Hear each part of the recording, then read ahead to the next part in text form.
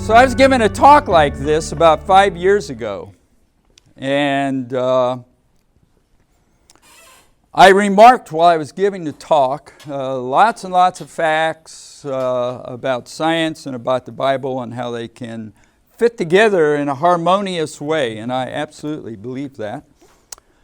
And I made the offhanded remark that I have accumulated enough material over decades of studying this topic really hard that I could teach an entire course at UT. Well, guess what? There were some freshmen in the audience. And at the end of the talk, I was up front, opportunity for students to come up and visit with me, and a small group of these freshmen came up and they said, "We heard what you said, that you could teach a whole course. Well, we challenge you to do it." Whoa. From freshmen. And freshmen should, how many are freshmen? Oh, yes. Wow, okay, great. Y'all should feel empowered in many, many ways. You can have a huge influence around this place right from the beginning. So that night I went home, got onto my computer, and there was an email inviting professors to put together proposals for new signature courses, UGS 302. And so I started to look around and see some of the courses that were offered, and I saw a lot of things that were really against the Lord, against the Bible. And absolutely, I remember how strongly I got provoked in my spirit. And I saw if these kinds of topics can be offered to freshmen as an introduction to the university, surely the Bible can be also. And so that night, I had an inspired interaction with the Lord, and the entire course just flowed right out from my spirit, through my brain, down my arms to my fingertips, interacting with the keyboard and my computer, and I put together the entire course. Essentially 95% of the syllabus I pass out to you all right now.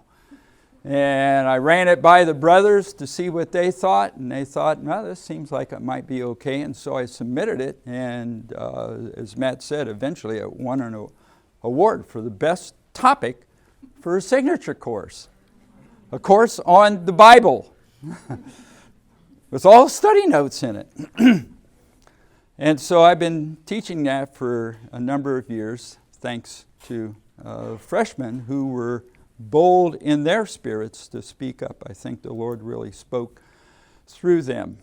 And so I get asked to go around the country to universities now to give this kind of a talk, and I particularly enjoy giving it at UT. So our topic is science and the Bible, and y'all have a handout, and I have a limited amount of time. And so most of that handout is a bunch of detailed information. And guess what? I'm going to skip over nearly all of it. And Brother Chris, can you go straight to Roman numeral 6? Okay, this is on the second page. Okay, so you can be learning something here. If you get some new material, if you're like me, you have a limited amount of time. And so you need to be able to harvest the core content out of what is being presented to you quickly. And if it's something that is interested to you and it pertains to what you're doing, then you can go back and get all the details. But I like to start at the end of a paper. Actually, I start with the title, and I hope the title is of interest. And then I'll go to the abstract, and there's no abstract here. And so I go right to the end and see what after all the details, what the author says at the end about what the takeaways should be. And so we have Roman numeral 6, and then there's a diagram. And there are some items here that I think are important to realize. I call them some general points. And first is, you have to put everything that I say into a proper context. People can become very passionate about the topic of science in the Bible. And believe me, there are lots of people that have strong opinions. And if you don't share their very opinion, they will have a problem with you. Okay? And in fact, I've encountered being accused of not being a true believer if I don't believe the same way some of these other people do about this. So I want to make very clear that what you believe about science and the Bible and whether they fit together and whether they don't fit together or whether everything's 6,000 years old or everything's 14.5 billion years old, that has nothing to do with your Christian faith. Okay? Personally, I'm not a 6,000 year person. In fact, I'm only 74. However, relating to how long everything has been around, I believe what I perceive is the bulk of scientific evidence, which says the Big Bang happened 14 point whatever billion years ago. And then everything unfolded thereafter under God's sovereignty to get us to the point where we are right now. I have some very, very dear friends, Christians, whose friendship I esteem and value very highly, who are adamant 6,000 year people. Okay? We get together, we fellowship. There is no block between us because they believe that and I believe something different. What we believe about that is between us and the Lord. In fact, my beliefs on this, I must say, are continually changing. I'm a scientist. I do research. I do hard, intense research continually. I'm all the time writing papers. I'm working on, I've got at least 2 manuscripts right now that I'm trying to get out in very short order. I've got nearly 300 refereed papers. So I'm a serious scientist. And so if you're a scientific researcher, you're all the time learning new information.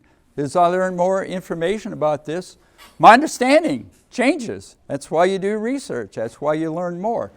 And so what I'm going to tell you right now, I can tell you for sure is different from what I would have told you 15 years ago, maybe even 5 years ago. I would say for sure 5 years ago, depending on how many details we get into. That doesn't change at all my basic Christian faith. I believe the Bible is God's Word. I believe Jesus is the Son of God. He is God Himself, that He was incarnated. He came, He lived on earth as a man, a human life. While He was still divine, He, in a pre-programmed way, had Himself crucified so He could put an end to Satan and all Satan's nonsense. Okay? While He was living on earth as a man, He was living the resurrection life. He's God. And so He had Himself put to death, and then He resurrected. Guess who got left behind? Satan.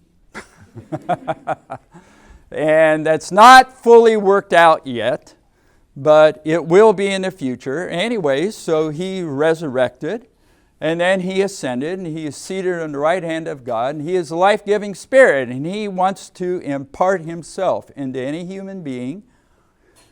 In an initial sense, whenever that human being opens their heart to Him, and then in a daily experience by experience sense, according to His economy, so that He can grow in every one of us.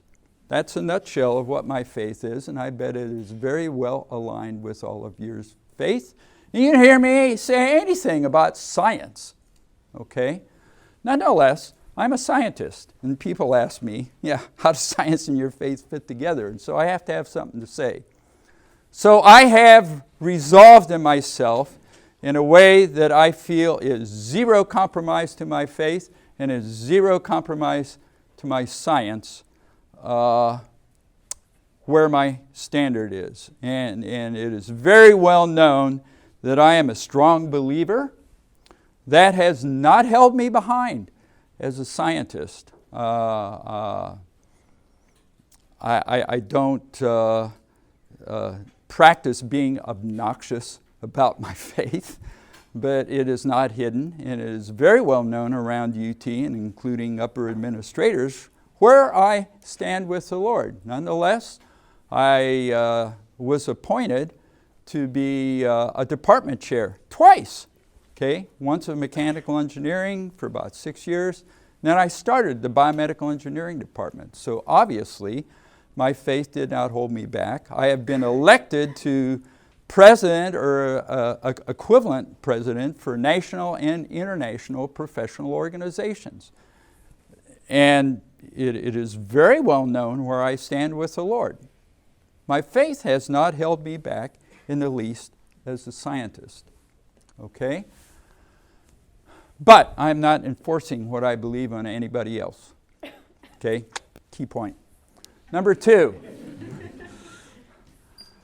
My objective for what you get out of this is that every one of you can be secure and confident in your faith in Christ and the Bible. Now,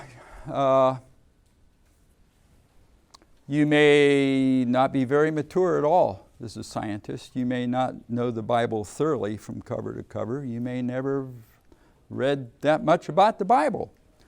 But you got a lot of years ahead of you. I encourage you strongly, read your Bible in a regular way.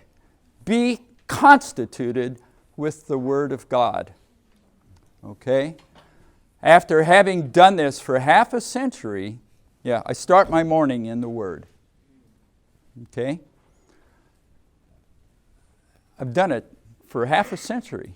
Can you imagine how different my insides would be if I got up and read Sports Illustrated instead every morning for 50 years? Let's see, Sports Illustrated, it's still a weekly, is it? Maybe we don't know. I don't know. It used to be a weekly publication, so there's plenty there to read. And but I chose to devote myself to read the Bible, okay, and be constituted. People have attacked me, and I'm an engineer. I'm not a premier world-class orator. And so there are people who can out-argue me. What does that mean? That just means they have a stronger arguing component to their being than I do. When we're all done and they claim that they won, we walk away. And the main thing is my faith is not damaged. Okay, I go on. And that is my desire for all of you. UT is full of people who like to argue. UT is full of people who like to show off and make other people think they're the smartest ones. UT is full of people who like to argue. My approach is, when I encounter somebody like that, I was never in the military, but I can do an about-face and march in the opposite direction. Unless I sense this person is genuinely open and receptive to hearing a word from the Lord. And so that leads me then to this, to this point. You may have opportunities to lead people to the Lord. There are a lot of people walking around who have been duped. You understand that? They've been fed a false news. That's a current term. That says if you're a Christian, that's going to corrupt your integrity as a scientist. Okay? And there are a remarkable number of people like this, that if I believe in the Lord and if I let people know about it, that's going to ruin my future as a scientist. And that is the falsest of all false newses. There is no substance behind that argument, but people fall victim to it. And I've interacted with a lot of people who have gotten clear about that and have gotten released from the bondage of that false idea, and they realize, oh, you mean if I accept the Lord Jesus, which by the way I'd really like to do, I can still be a scientist? Yes, indeed you can. Good chance you'll be a better scientist. Okay? Because in the Lord, if you practice becoming constituted with Christ, your mind will be renewed. And I practice having a clear mind that comes from having an exercised spirit all the time. And I cannot tell you how valuable a clear mind is as a scientist. I'm not saying I have the most brilliant mind around, but when my mind is clear, I am just repeatedly amazed with the innovative things that come out of my mind, which I have never thought of before, which have great scientific benefit. In recent years, UT has filed with my name on them about 40 patents. Okay, new stuff that has come out of my mind as it's been clear. And so to be able to be secure and confident in your faith and in the Bible is one of the outcomes. And see, the objective is not to equip you to win an argument. Winning an argument doesn't do anybody any good. Okay? Whoever loses feels crummy. Whoever wins has an inflated sense of self-value that is of no substance whatsoever. And that's why I just don't like to get in arguments. In fact, as I sit here, I cannot remember the last time I was into a genuine, passionate argument. That doesn't mean you can't debate different sides of an issue, but to get into a personal accusations kind of thing, just not going to happen. Okay, Chris, the next one. So I'm an engineer and I like to draw diagrams.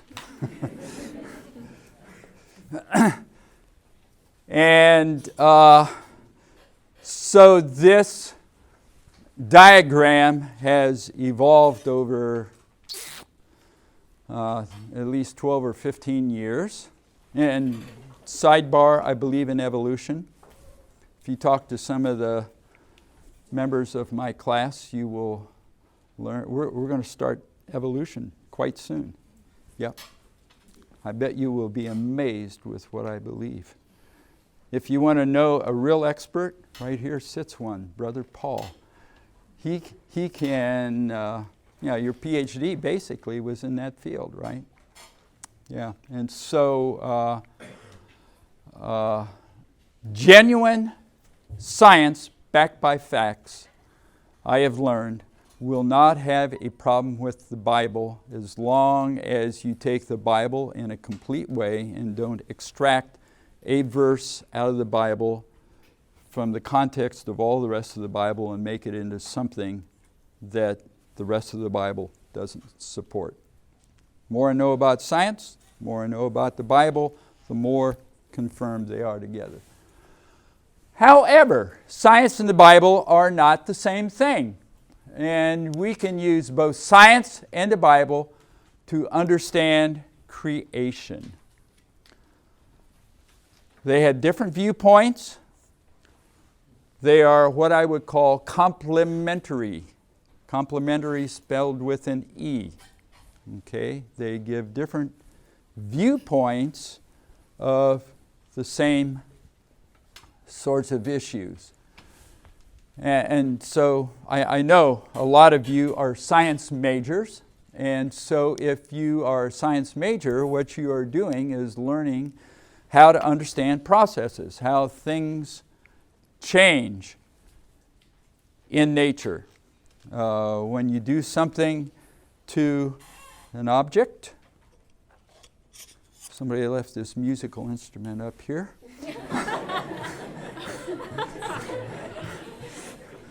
Allow me to illustrate a process. What's going to happen if I throw this into the air? This is a process. Well, the first thing that's going to happen is it's going to go up because I'm going to apply a force to it, and Newton's law says applying a force causes a mass. This instrument is got mass, and it'll give it an acceleration, and it'll go up. But it's also in a gravity field, and since it's got mass in a gravity field, gravity is going to be acting on it, and eventually it's going to come back down. Now, does anybody think I can catch this if I throw it up?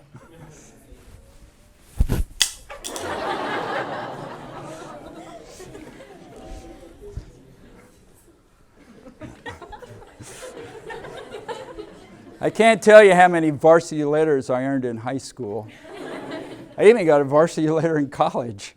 But that was a lot of years ago. Anyway, so you saw what happened, though. A process happened. We can describe that with equations. Science, you learn how the processes in nature operate. You observe them. You characterize them according to mathematics. Anybody a math major? Okay, very good. I have the highest respect for mathematics. Mathematics is an unbelievable tool that it's a single tool, and that single tool can describe everything that happens throughout the universe. One single tool. Is that remarkable? Or what? Okay. And so mathematically, we could have predicted what happened, including my missing it. Okay, so they may be physical processes, they may be biological processes, which are a lot more complex than inanimate processes. Anyway, that's what science tells us. When we view nature as a scientist, fascinating, exciting to some people. From the Bible, what do we learn about nature? We learn that there is a purpose behind everything. In fact, there was a purpose before nature happened. Before the creation happened, there was a purpose. There is a reason that it even exists and has processes. That's what the Bible tells us. Purpose. Science does not tell us what the purpose is. Okay? And the Bible talks about some of the processes, but that's not why we have the Bible. I like to say we have the 3 Ps. Okay, who in my class can say what the 3 Ps are for what we get from the Bible?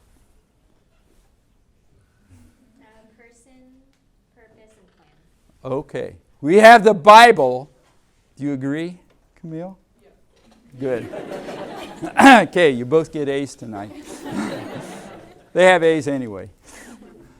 So we have the Bible so we can know God's person. Okay?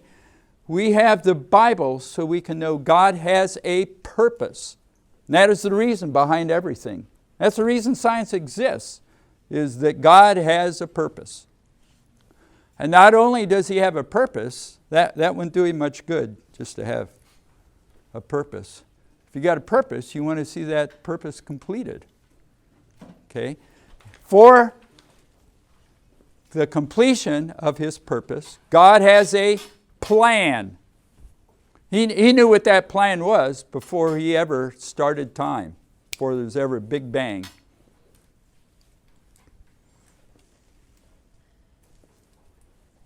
In fact, he knew all the details of his plan.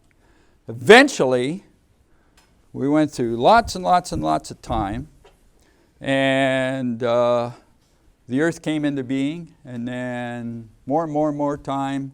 Life came into being on the earth, more and more and more time. Eventually, we got to the point where God said, let us make man in our image and after our likeness. God did something very special in His creation. He put man, Homo sapiens, on the earth that matched him inwardly and outwardly. Furthermore, He breathed a spirit into that man. So man would have a spirit uniquely amongst all of His creation. No other species, nothing, has a spirit. And since we have a spirit, if we exercise our will, our decision-making capability, we can ask God, who is the Spirit, to come live within our spirit. Okay?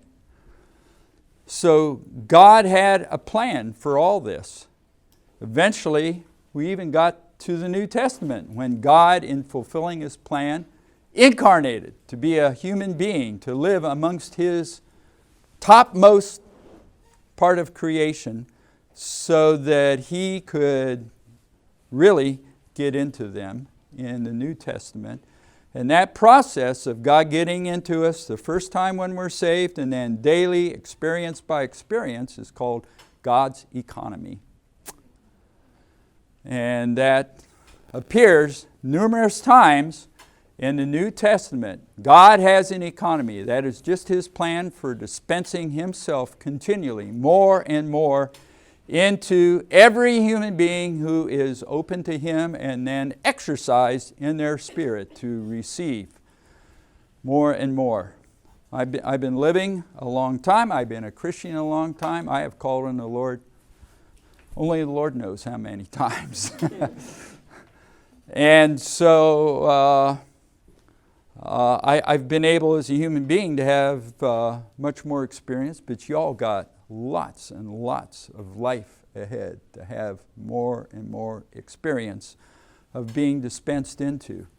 And so you'll have all sorts of events, experiences that occur in your life, families, jobs, whatevers. But those are just the platform for God to be adding Himself to you day by day, experience by experience. And eventually you become an old person like me, if the Lord keeps you alive this long. And you've just had a lot of depositing experiences in God's economy. And believe me, I'm not done yet.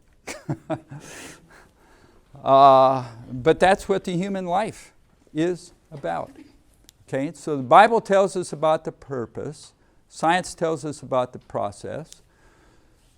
Scientific method, you have to be able to prove things. Okay? Undoubtedly, you all took math in high school, and you undoubtedly, if you're like me, you hated doing what are called proofs. Big part of math, but everything in science, you have to prove it. You have to be able to document it, show that it's true. What about our experience, the Bible? It's by faith. And there's a list of verses on the back page that back all this up. Okay? So we have proving compared to faith. Sometimes you encounter people who are not believing the same way you do, and they will tell you, unless you can prove God to me, I'm not going to take it. That is a false way of approaching the reality of God. That is saying, I will take only the scientific side of looking at things, and I'm going to exclude everything else. That is a very, very narrow-minded viewpoint. Some of the great, even scientific thinkers have said, science does not tell the entire story about understanding creation. It tells part of it, but not the whole thing. And there is, in many ways, a more real side of this related to our spirit. And so anybody who says, unless you can prove it, it's not valid, is not in themselves valid. Okay? That's not a valid way to look at things. It's a very narrow way. Science says the evidence has to be observable. You have to be able to measure it. Unless you can touch it or see it with your body or with instruments, then it doesn't exist. And the Bible says we live by faith, not by sight. Okay? There are different sides of our evidence. I'll tell you, in many cases, our faith is more substantial and stronger than what we contact in the physical realm. Surely our faith can be more substantial than our bank account. Or our political leaders, or whatever you want, in the outward realm. And science tells us how things happen. Bible tells us why things happen. Very different. Science doesn't tell us why gravity exists. It says how things happen. I'm not going to drop the instrument again. But we could repeat that experiment, probably with the same results. Okay?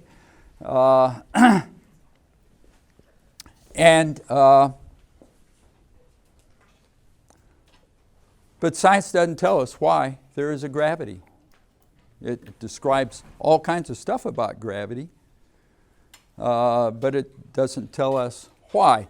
And so some of the great thinkers have said that science and the Bible should not exclude one another. We have science and we have the Bible, and they don't block each other out. What they do is they interdigitate.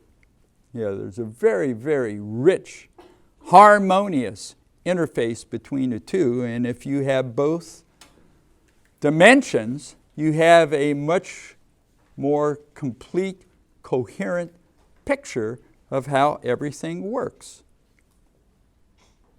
Okay?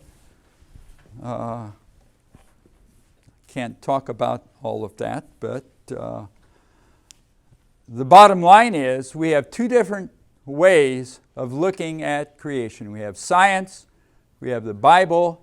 They are very different. They are in harmony. They are compatible. There is nothing that is incompatible. And I say this as a person who has been studying this at a very deep level for many, many decades. Okay? Probably since before most of your parents were born. Okay? And so that is how we can view from the science side and from the Bible side the creation. And people know I'm a Christian. They ask me what I think about creation. And people are usually referring to the physical universe, and the Bible calls that the old creation. Now, there is a second creation, though, in the Bible. The Bible calls this the new creation. And that's over here. And the new creation is something quite recent. The new creation came into existence when the Lord resurrected. when he became the life-giving Spirit to get into his people. And as we receive his life into us, we become part of the new creation. So on the one hand, we have one foot in the old creation. Here we all are with a physical body, and we're living here just like unbelievers, and well, not just like, but in like manner with the unbelievers. And yeah, you can go to the doctor, and the doctor uses science, medical science, to understand how your body's functioning and so forth, and get your blood pressure measured and see how your eyes are working and all that kind of thing. At the same time, if you are a believer, you are simultaneously in the new creation, having the reality of God the Creator living within you, and being associated with other believers who are in the same reality, to be together the body of Christ. And there absolutely is a reality to the new creation. The new creation is eternal. It's eternal in time, and it's eternal in quality. Life in the new creation is very different from life limited in the old creation. The old creation is what we call isolated from the Creator. Everything was set in motion, and God is not tweaking the dials on how creation operates. When I threw up my musical instrument, if suddenly the Creator had changed gravity and it stuck in the ceiling tile, or it might be suspended and hanging there right now if gravity changed. That'd be a disaster. You all would be freaking out. I would be freaking out. We really count on stability in our lives and environment. Otherwise, we would be psychologically upside down. Okay? And so we're isolated from the Creator. If you're a scientist and have studied thermodynamics, that's my favorite part of science. The conservation laws say that the old creation is isolated from the Creator. Totally different here. There's continually a supply of more of the good stuff in the new creation.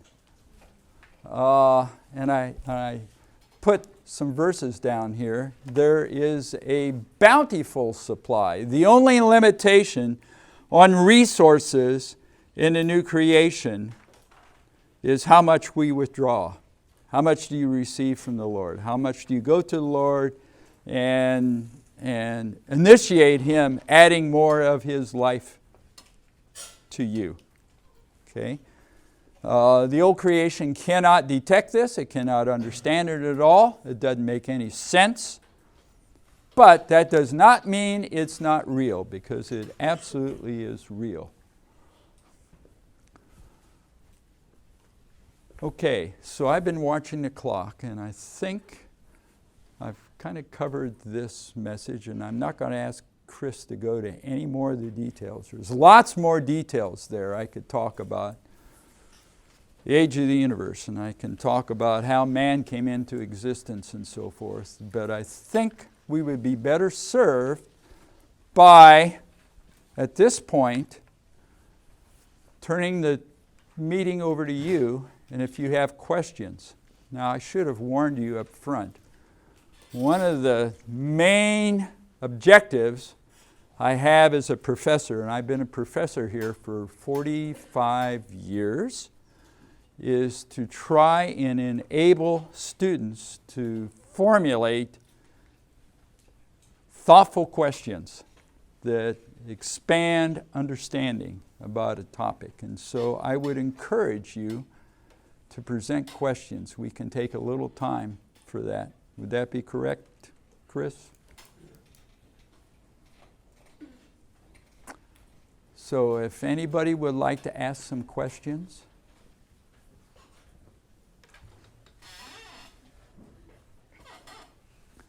Yes. Do you believe in microevolution or macroevolution? And what's your reasoning? Enough time. Sure. Well, I just warned this crew, we're going to have 6 lectures on evolution of an hour and a half. So there's a lot to be said. I believe in evolution that is backed up by science. So you can look at evolution macroscopically, you can look at evolution microscopically. As long as there is good science that provides data to back up whatever is being presented, then I would say, to the extent that there's a veracity of that data, it needs to be believed. Now,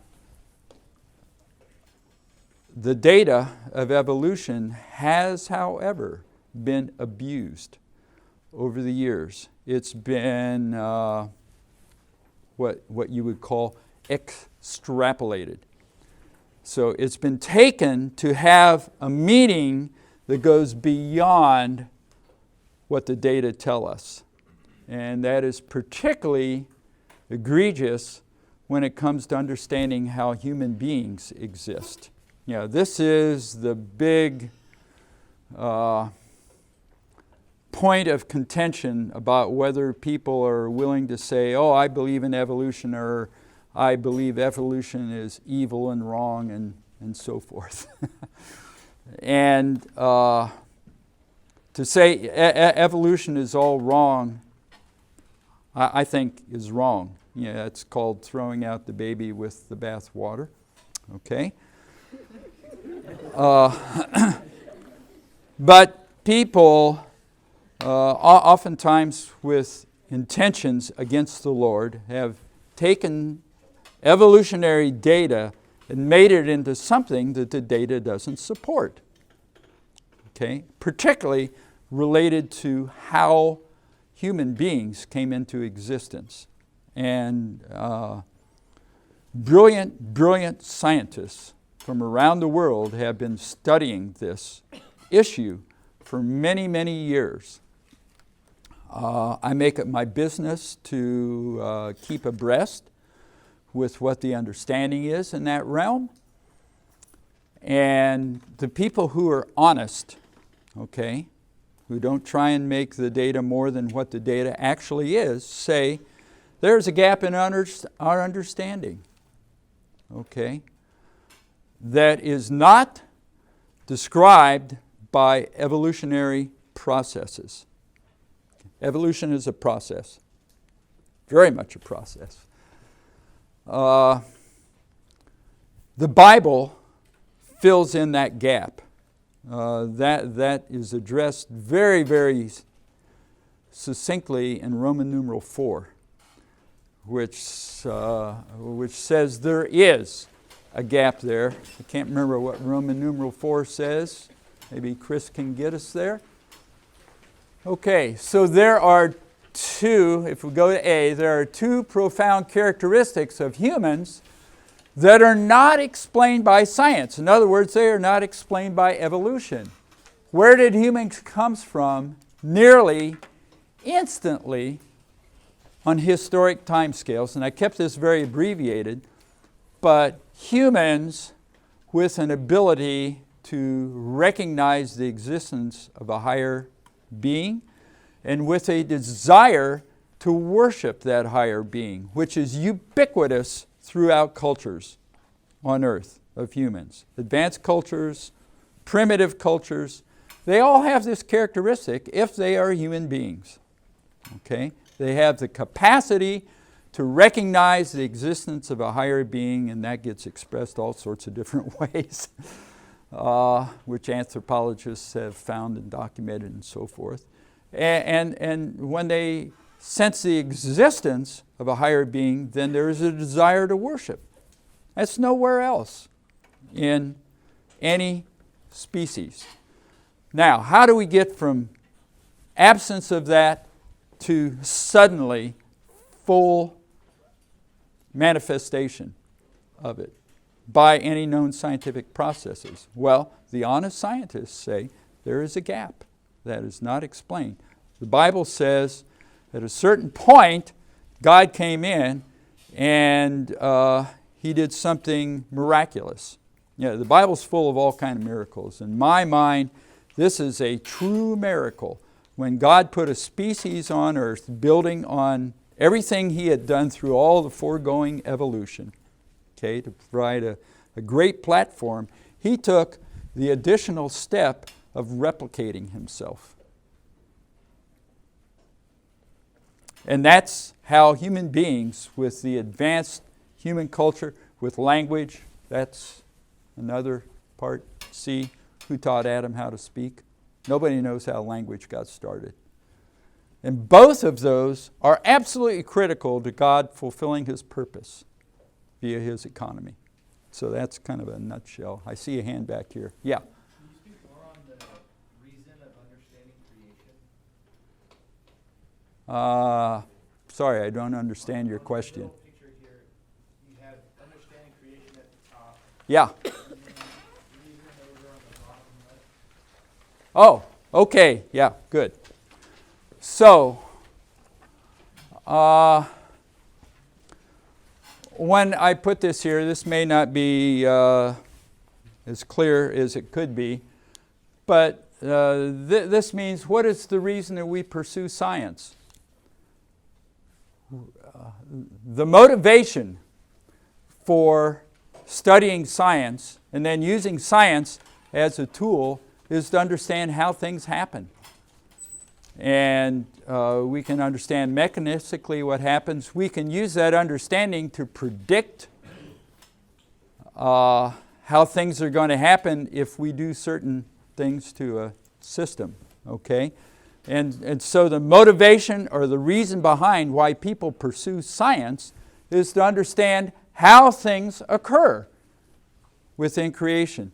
You observe what goes on under controlled conditions. You make measurements, put together theories, test the theories in other situations, and eventually you get more and more of a picture of how things are going on.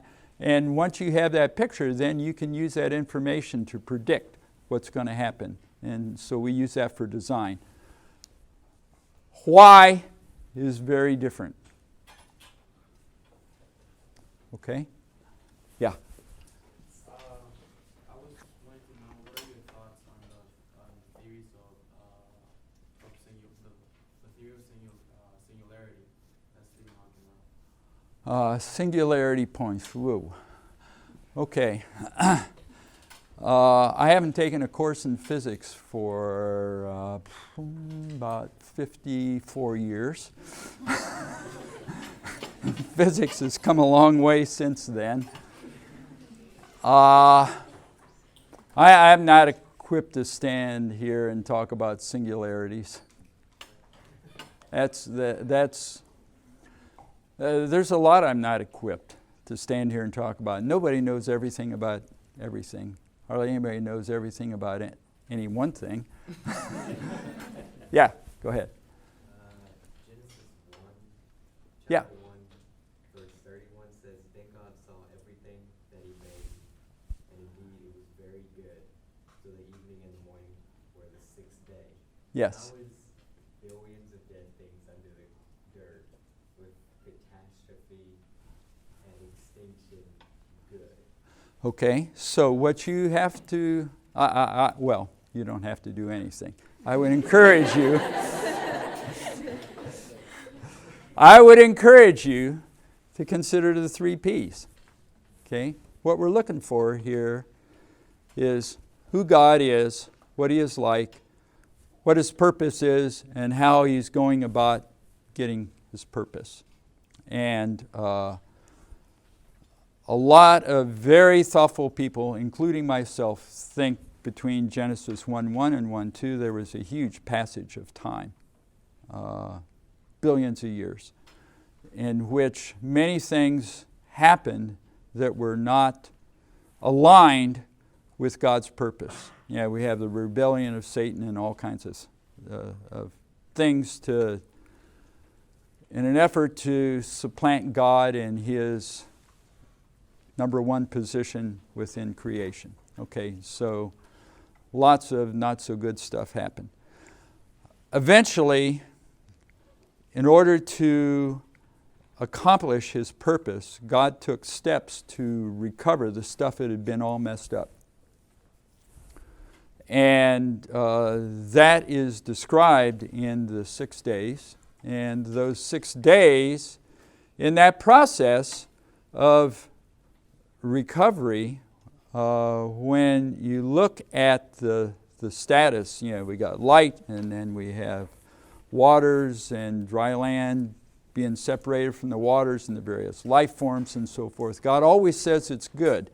When he got to the point where he got humans into his creation with the capacity to receive his life, express him, and exercise his dominion by their free will within the context of his creation, that is when he said what you read in verse 31 of chapter 1, very good. And so, yes, indeed, there's all kinds of unpleasant aftermath around from bad things that happen. But God knew that he had achieved the linchpin step in being able to accomplish his purpose eventually, and that is to have man. So he said, very good. He wasn't looking at all the negative fallout that had occurred. He was looking at having human beings who could receive his life and by that overcome all the damage that Satan had wreaked into his creation in the meantime. Okay, so that's, if you have a second question, I need to be sure I'm not putting off somebody else. I'll be around afterwards. Yeah. So you talk a lot about how faith and science can coexist, but I'm kind of curious what specifically inspires you to faith, and this isn't meant to be some challenge so much as it is I'm curious about this, because I always enjoy hearing about what drives other people to faith. What inspires me to faith? I could talk about my first inspiration when I opened myself to receive the Lord. Is that what you mean, or on a daily basis? Okay. So I grew up in Ohio of very humble means, in a low education environment. Struggled when I first went to college and worked really hard. I had to transfer to Ohio State, and eventually I graduated with honors, and I applied to and got admission to MIT to get my doctorate in engineering. And I brought with me my brand new wife. And so on the one hand, I thought, I've really got a fast track to where I want to be ahead of me. This is a wonderful opportunity, and we're going to get after it together, my wife and me, and have a wonderful life. Okay? So I got to MIT, and that place was full of the greatest thinkers in my field in the world. And I started to know, without saying anything specifically about any given individual, I saw what their human life was like apart from being world-famous scientists. And my wife saw it too. We lived in campus housing the first year, married student housing on campus. And it wasn't very long until my wife said, I'm very concerned. I do not want us to be headed in the same direction I'm seeing with the other successful people that had made it to the top of the heap and had a certain kind of living, And there's more to living than being successful professionally. Okay, that's what it comes down to. And so that really got us set up to be open to hear the gospel for the first time. We had both grown up professing Christians without ever receiving the Lord. Okay, and when we heard that you could take an additional step and receive God's life into you, that just resonated with both of us. And my wife and I met together at the altar. She was in one area of this great big building, and I was in a different area. And we came together because we realized there was something missing beyond just being on a fast track to professional success. There was something deeper within us to experience than that. And so I would say that is my daily experience now, the manifestation of that after the Lord has been growing within me for a half a century. Okay, that motivates me every morning. That's why I get up, and right away, before I get involved professionally, I am in the Bible. And I am just not doing something out of a duty. I am soaking up the content to whatever my capacity is that morning. Okay? And so that's what drives me in my faith. Yeah, let's see, you had a question? Yes. One of the things when Christians and science, one of the criticisms I hear a lot is like the God of the gaps, where it's almost an excuse for what we don't know. That's one of the criticisms I hear a lot. What do you think would be the best way to counter that, or maybe avoid coming off that way? Yeah, so the absence of data does not prove something. And that's the criticism of the God of the gaps, without getting into details to explain it to the whole audience. And the way I view that is I have a reconciliation of what I know scientifically as far as that goes, but science is far, far, far from explaining everything. Okay? One of the books we use in my course is by a premier scientist from the University of Cambridge who explained how true science works, called The Art of Scientific Investigation by Dr. Beveridge. It was written about 60 years ago. I recommend it, but you can check with the students if they think it's worth reading.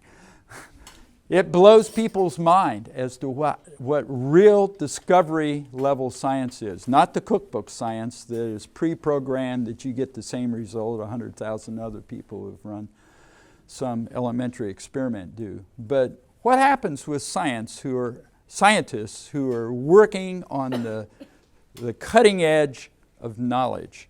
There is a tremendous amount of faith involved there. Okay? And intuition. A lot of the same things that you experience spiritually in an appropriate way translate over to being a cutting-edge thinking scientist. And so personally, I don't have any problem having faith in my scientific hypotheses. Weekly, I have meetings with my PhD students and postdoc who, together with me, we are working on solving some of the most advanced understanding of certain aspects of how the human body works. In my lab, we invent medical devices to save people's lives or help them do better, whatever. And trying to figure out what is going on when we're trying new things is non-trivial. And we work for years on this, and you make progress bit by bit, and you have to continually modify your hypothesis, but you have to have faith in as much of what you understand is what you got your arms around right now, and then you just try to keep pushing things forward. And so when people talk about the God of the gaps in a negative way, in a sense, you could say that's a naive perspective on how real science works. Yeah, we don't need to know 100% of everything to have working, operating theories and so on, and we don't know 100% of everything that's gone on since the Big Bang. Nonetheless, we can, at least from my side, we can live in total harmony, inward harmony.